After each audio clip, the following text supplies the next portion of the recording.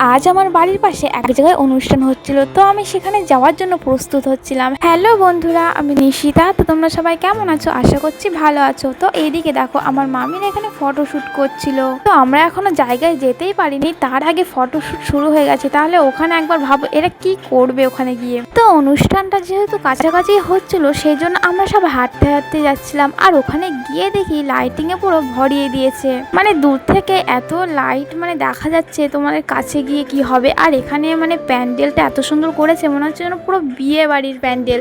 মানে বিয়ে বাড়িতেও এমন প্যান্ডেল খুব কম করা হয় যেমনটা এই অনুষ্ঠানে করা হয়েছে।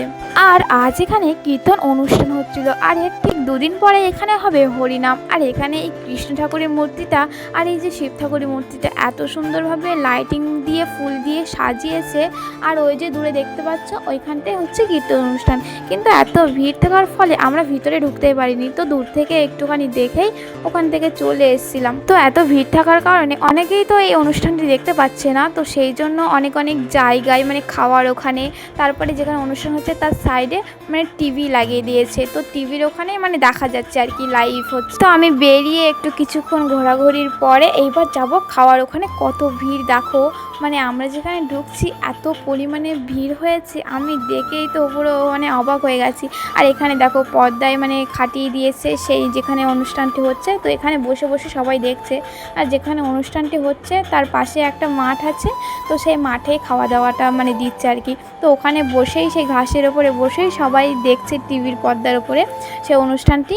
আর এখানে দেখো সবাই খেতে বসে পড়েছে। তারপরে আর কি আমিও এবার ওর ভিতরে ঢুকবো। তো ওখানে একজন মানে আমাকে ডেকেছিল যে এখানে একটু জায়গা আছে, তো এখানে চলে আয়।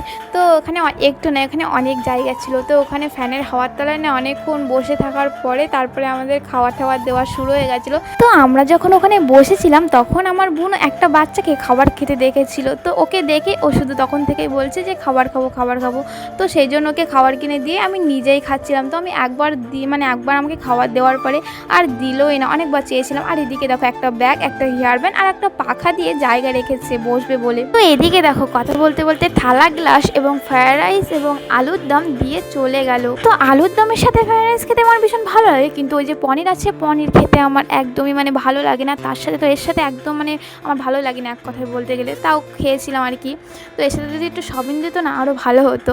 তো আমরা যখন খাচ্ছিলাম তখন আমাদের প্রায় খাওয়া হয়নি, কিন্তু শেষের দিকে যখন খাওয়া হয়ে গেছিলো তখন মানুষজন সব লাইনে কাতারে কাতারে দাঁড়িয়ে আছে সব বসার জন্য। ফাইনালি খাওয়া শেষ হওয়ার পরে এখানে সবাই হাত মুখ ধুচ্ছে, তো আমিও হাত মুখ ধুয়ে এখানে দাঁড়িয়ে আছি। এবার যাবো বাড়িতে। তো যারা না ওখানে দাঁড়িয়েছিল তারা দেখো সবাই বসে পড়েছে এবং যেন মানে ভালো লাগছে ওরা বসে আছে। তো আজ এই পর্যন্ত, দেখা হচ্ছে পরবর্তী ভিডিওতে। টাটা।